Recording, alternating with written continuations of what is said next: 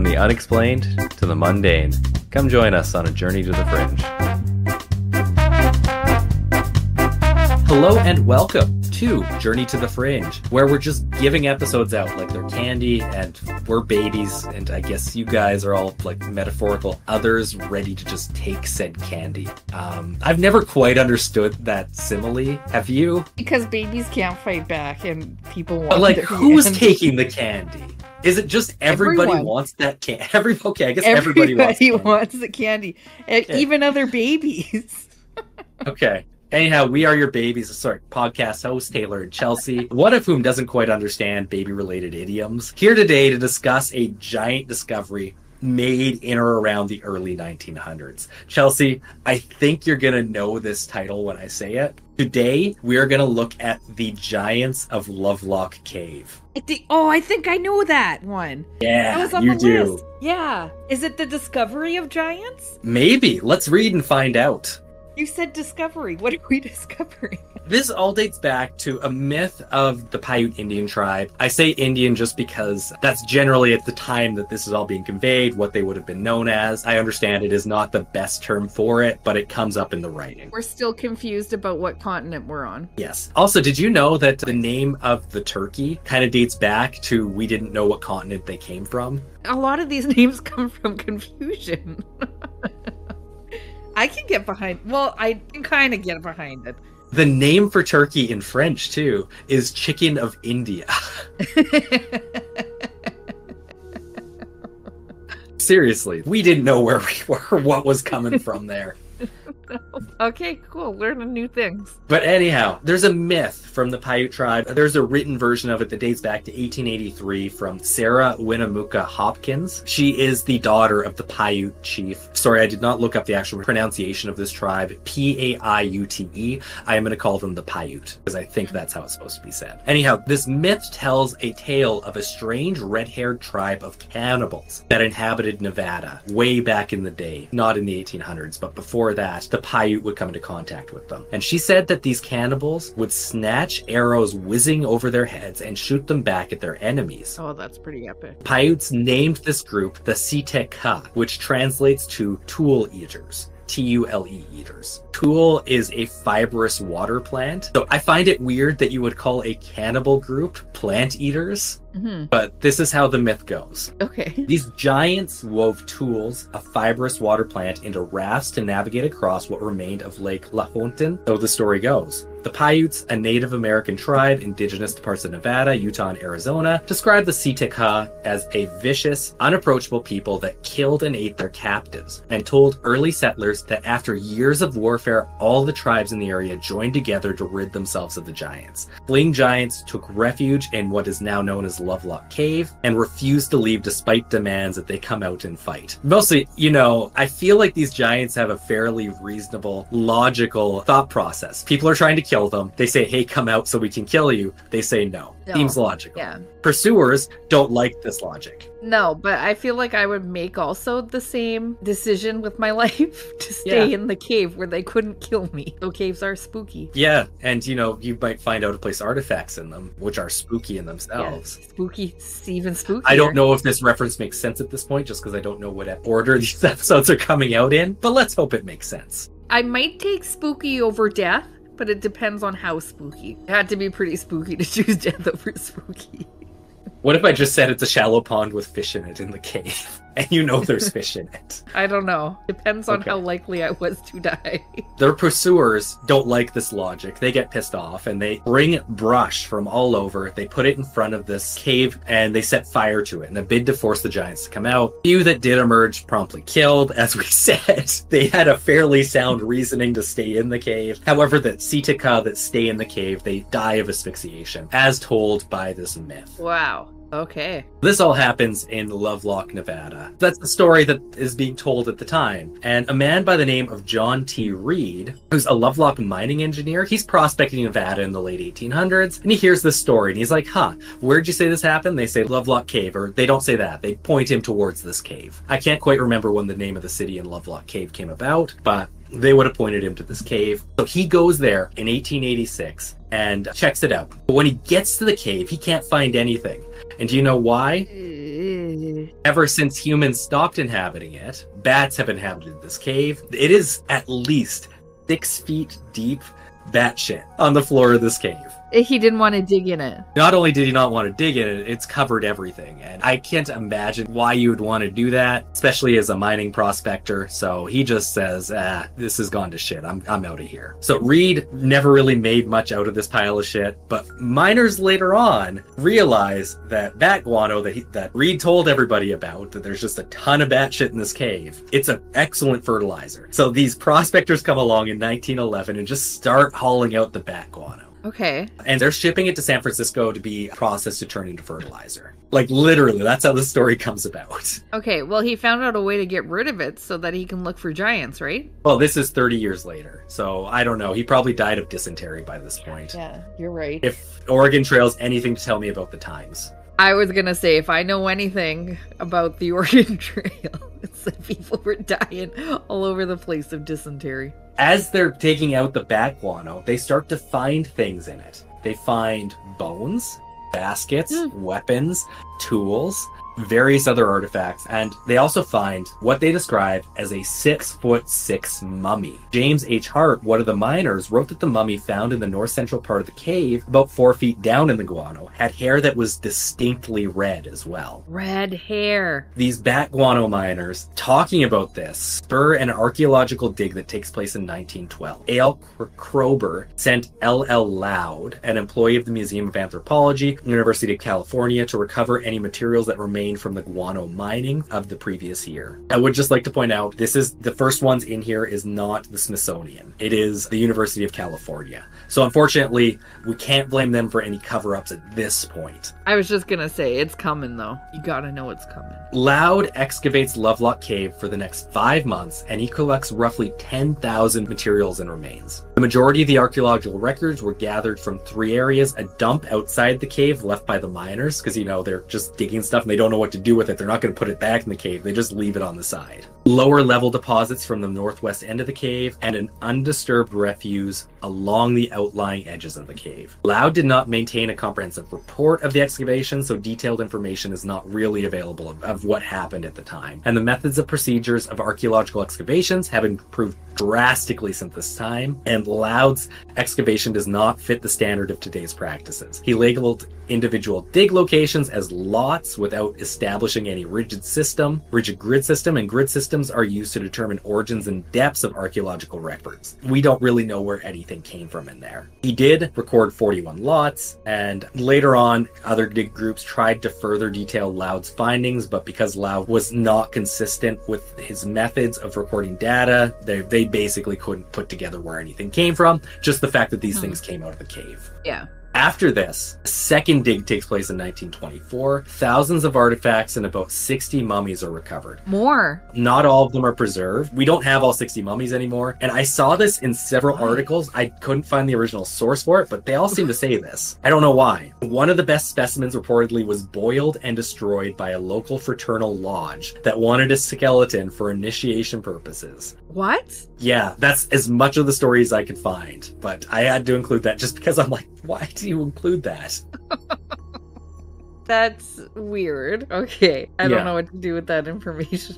There's the Museum of the American Indian and Hay Foundation, New York, commissioned Harrington and Loud, assisted by local Paiute Indians, attempted to recover any materials left from previous investigations. And they found leftover fragments too that had been ignored by collectors in the east end and the center of the cave. The American Museum of Natural History later sponsors Nels Nelson to conduct a surface collection of Lovelock Cave in 1936. However, by the time he gets there, there's no archaeological material to recover, or at least nothing was admitted to the museum's collections. Robert Heiser came to Lovelock Cave in 1949 to collect organic material for radiocarbon dating, and he later returns in 1950 and 1965 with a field group to sift through the remains that the miners left behind in a slope in front of the cave and collect coprolites. Do you know what coprolite is, Chelsea? No. Fossilized human poop. It's called what? Coprolite. I never heard that in my life. I don't think, or luckily. But anyhow, they find coprolite in the cave, so they can learn a lot from it. He's super pumped to have found that humans were shitting in this area for thousands of years. Scientists are the weirdest people, I tell you. In excavations with Lewis Napton during 68 and 69, disturbed human remains were discovered, and the remains found were so scattered that a complete recovery was never possible. Human coprolite found at Lovelock Cave are instrumental in piecing together the culture's subsistence patterns, specifically the kind of food that they've been eating. Furthermore, because of coprolite, organic material, they could date with radiocarbon dating techniques, and they say that humans had been inhabiting Lovelock Cave since at least 2000 BC, which is just mind-boggling. Wow, that's a long time. And it became uninhabited around 900 AD. So for 2,900 years, it was roughly inhabited by humans. With all that bat guano. Mixed with the human poop, of course. They coexisted together. At this point, we need to talk a bit about the giant. This is Lovelock Cave is known because they found bodies of giants, which is a huge thing. And the Si-Te-Cah, depending on the myth you're hearing, has different interpretations. Some say they're giants. Some describe them as, we've heard, 6-fingered, 2 sets of teeth, red-haired. Red-haired always comes up. Red hair. But giants nonetheless. And there are reports constantly of giant corpses being removed and being on display from Lovelock Cave. Scientists have said there's no actual proof of giants here. I just need to put that out. Of the things that we've seen, there's no evidence of giants. They were first described in old Indian tales as cannibals. A University of Nevada study in the mid-1970s looked at the bones that they were able to find from Lovelock Cave, and they indicated that these giants that had been found were about 6 feet tall. Of the human corpses they found from that, just 6 feet tall. I'll take it. I mean, I'll take it. Not up to 10 feet tall as had been claimed. And you can find articles from this time. They're anywhere from 8 feet tall to 10 feet tall. 7'7", 6'6", comes up a lot. What was left after was evidence of a tribe separate from the principal tribes whose Paiute descendants lived there. Perhaps a wandering, more aggressive but outnumbered band finally hunted down and killed or chased off. It should be noted that chemical staining by the earth after burial was advanced as a likely reason that these mummies' remains had red hair instead of black, like most Indians in the area. And that the area that they are buried in, with the bat guano, was very rich in certain substances that naturally turns dark hair red over time. Really? Yeah. Like what?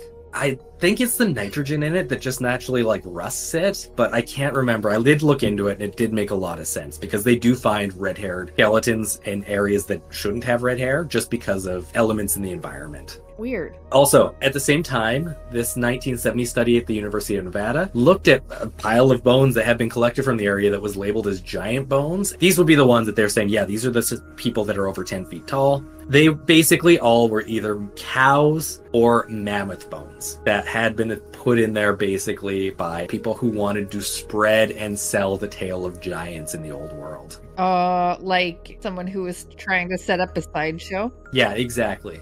And they had found tall individuals, 6 feet in fact, which would have been big for the day. But that was the tallest skeleton of a human that they actually had from Lovelock Cave. Adrienne Mayer, who wrote about the Si-Te-Cah in her book Legends of the First Americas, suggested that the giant interpretation of the skeletons from Lovelock Cave and other caves in Nevada were started by entrepreneurs setting up tourist displays. She also notes that their hair pigment is not stable after death and that various factors such as temperature and soil conditions can turn very dark hair orange or red. And about 100 miles north of Lovelock Cave, there are plentiful fossils of mammoths and cave bears, and their large limb bones could easily be thought to be those of giants by an untrained observer. And a report written by James H. Hart, the first of 2 miners to excavate the cave in the fall of 1911, recalls that the north central part of the cave, about 4 feet deep, was a striking looking body of a man 6 feet 6 inches tall. So nobody, even from the original miners, thought that anybody exceeded 7 feet tall, and this is somebody who's not trained to look at human bones.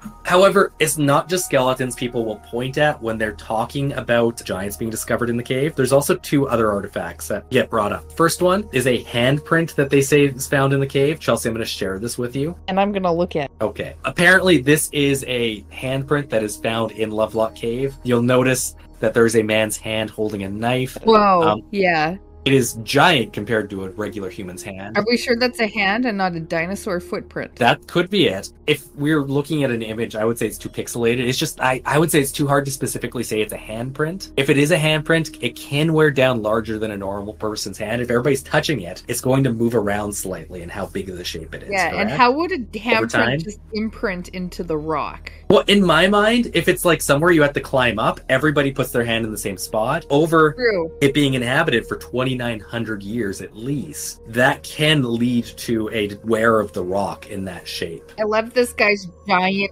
switchblade there. And let's face it, are they saying that a giant just pushed their hand into it and that's how that came about? Yeah, he got mad and just like slapped it. And it didn't break the rock, it just pushed the soft rock in a little bit. Exactly. That's logical. It's logical. The other thing that people bring up, I have to switch screens because it's on my other tab, is sandals that were found in the cave purported to be 15 inches long, which would make it a size 29 foot if you're talking about today measurements, US sizes. Are you going to show me the sandal? I am going to show you the sandal. This is in a museum. It's actually out there for display. These are the sandals that they purport to be 15 inches long. You can go see it. My problem, Chelsea, I'm sure you can see this too. I have no way of knowing if that's a 15-inch sandal. No, there's no ruler or anything there. No. And it seems to be worn down. It only covers the arch. Well, that's of the Bigfoot sandal there. There are 3 sandals. Well, that's Bigfoot sandals. I think that's what they're trying to show because it says Bigfoot in the Great Basin.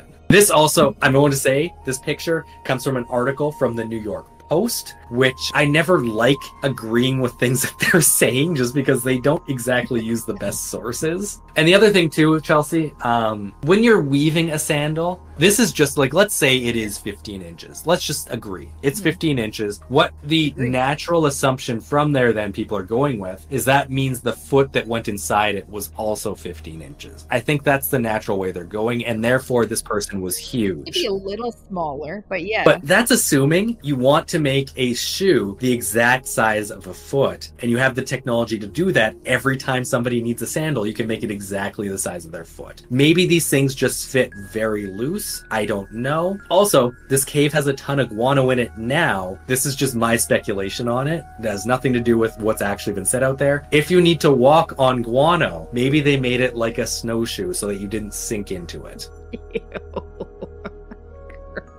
Okay. I mean, I get what you're saying. Also, just here, it's hard to say this thing is 15 inches long because I can't find anything that actually shows it with a ruler beside it that says 15 inches. Yeah, we're just taking his word for it. Yeah. Also, if you look at it, it looks like you need to pull it up to actually get your foot in, which would reduce the size. It's just laying there flat.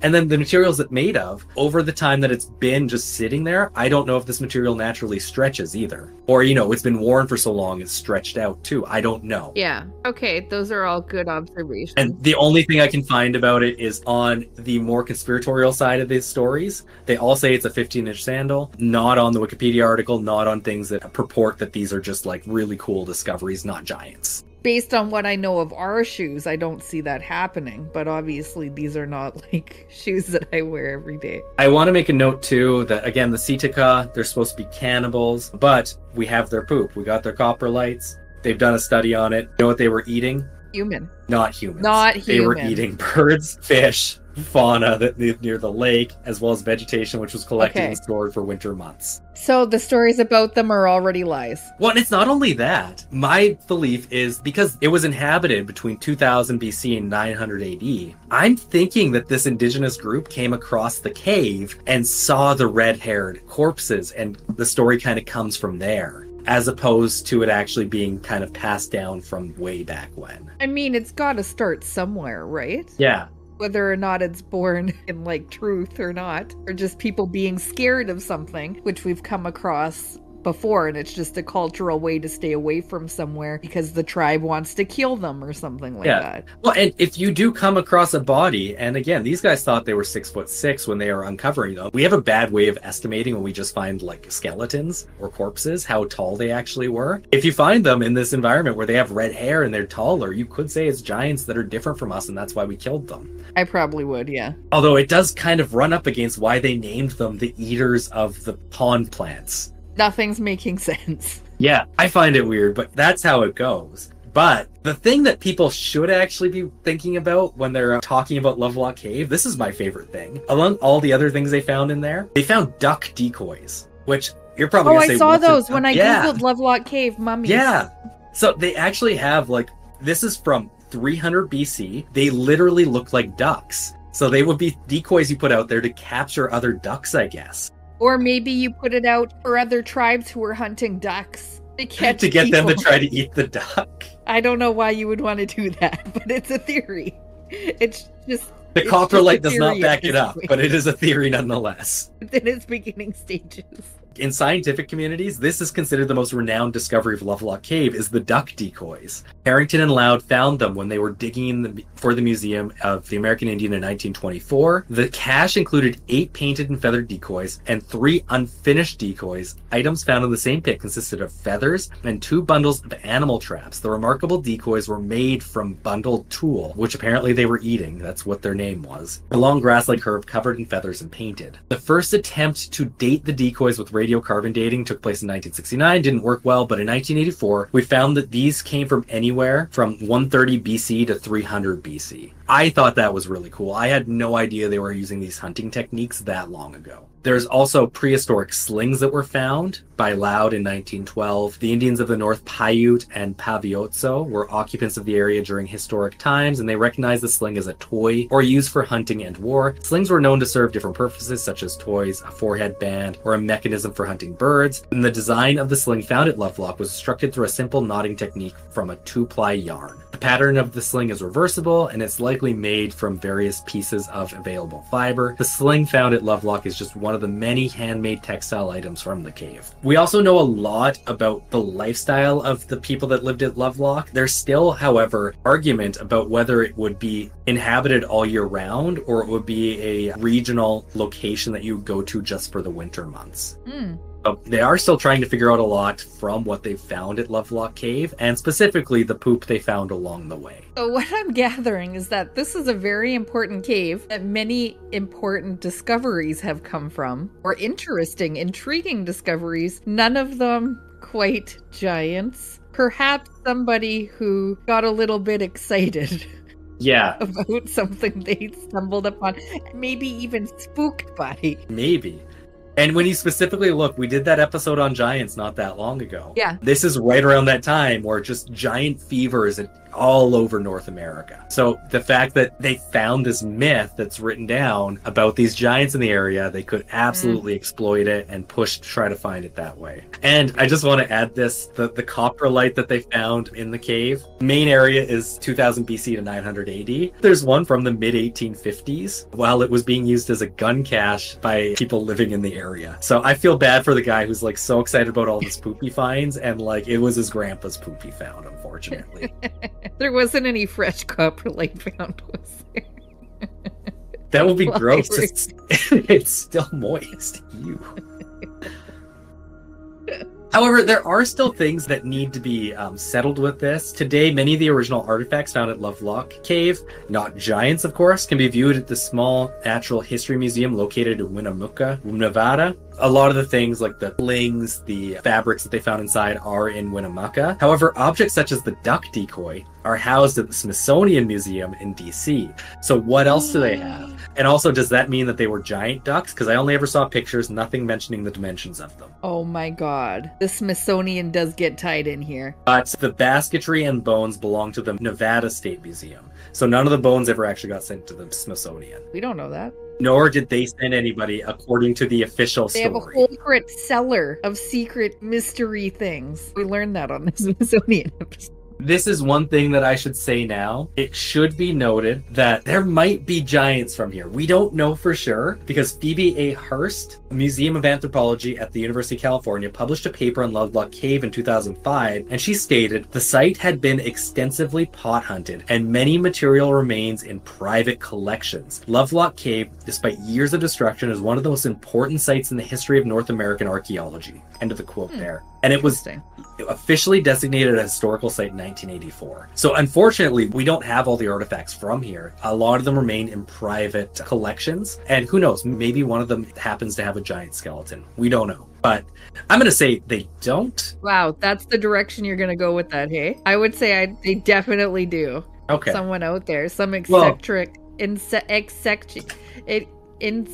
do you say eccentric. Eccentric billionaire has it in their cave. What is it? I'm losing all my words. Their bunker. Their bunker? Yes. Okay. Well, and that's why people listen to us, for our varying viewpoints. But yeah, Chelsea, I know there's literally an Ancient Aliens episode exclusively on this cave. I feel like they kind of handpicked some of the stuff that they were talking about. Oh, of course they do. Might I even say that maybe, in fact, they're not giving us the whole truth about the stories they're talking about, and instead are just picking what they want to say from it. Do you think they talked about how it was probably not giant? I can't remember. I'm going to say they did not, but I can't remember. They're not telling the truth about the giants. I am again disappointed with the logic of how things are working out. I would like to just say that I still think there's a definite possibility that there was giants. You gave me a little hope because not all the stuff has been recovered. So there could still be a giant in a bunker somewhere or in someone's private collection, but it's not pointing that way. And I should say that there were stories in 1910 about 2 giant bodies being discovered in Humboldt, Nevada, which is about a couple miles away from Lovelock Cave. Really? I did not talk about those because that wasn't Lovelock Cave, so I had to keep that out. Maybe another episode. Just like I couldn't have talked about Lovelock Cave on the other giant episode. There's just too much. I'd love to go investigate for myself, but I myself have to stay out of Nevada because I've talked about skinwalkers too much. And I'm a wanted person in Nevada by skinwalkers. By unofficial Nevada law. Yes. And it's too bad because they give very clear directions on how to get to Lovelock Cave for like hiking purposes. But I wouldn't recommend going in. The actual entrance to it has since collapsed since it was inhabited. So it's actually harder to get into, which is also why bats kind of took it over. If I've learned anything from this podcast, it's probably don't go in a cave because after that cryptid things happened. Yeah. Or other things that I can't remember, but they're not good. In general. They're spooky. Chelsea, anything else you want to talk about? No, I think that's my input. I was geared up to learn that giants exist. I know, and it's funny because I saw this article or somebody talking about Lovelock Cave on Reddit in the last few days. So I had to post on there. I was like, that this is like fairly exaggerated stories and they've never actually recovered anything from there. Oh no, you were breaking someone's dreams. No, Shattering. He doubled down because I was like, no evidence suggests that any of the corpses recovered from there had 6 fingers or double sets of teeth, and the red hair is likely just from natural environmental issues. He doubled down and said, no, they were giants like Yao Ming's a giant. And I was like, okay, sure, whatever. He really took the magic away of giants if you're just saying, no, Yao Ming's a giant. And even if we had one giant bone, if there's one giant, we could take that bone and reverse engineer it. Get those kids to do it, yeah. Exactly. Bring them back, make meatballs of them. Alaska kids do it cheap. It's pretty much free. That's a good place to leave it. But that's one of those times where we just gotta make this whole story a little less exciting. Sorry to be the bringer of bad news, but somebody had to do some more than awful. Bare minimum research. It was awful, actually. I did not enjoy that. With that, I have been Taylor, here with Chelsea. We are Journey to the Fringe. Thank you all for listening. We'll see you next week. Bye. In 1911, giant bones were found in Lovelock Cave. Large human skulls and skeletons that measured between 7 and 8 feet in height, which for ancient man would have been rather significant. This caused a sensation, and one of the strange things about the discoveries in Lovelock Cave is that the skeletons were often found with red hair. And so it does seem like they're a different kind of people than the Native Americans from that area. The strange thing is that many of the artifacts were huge, like you have giant-sized sandals, like a 15-inch long shoe, which is size 29 US. Which would fit someone who's about 9 feet tall. Thank you for listening to Journey to the Fringe. If you have liked what you have listened to, please like, share, subscribe, or follow, depending on what venue you are listening to us through. Also, please, if possible, leave a 5-star review, as that really helps us in the algorithms. Should you wish to interact with us, please check us out on your social media of choice. I bet you we are there. And if you really want to communicate with us and give us ideas for new episodes, or tell us that we're wrong and terrible, either way, please send us an email at journeytothefringe@gmail.com. For now, I'll see you in the next episode.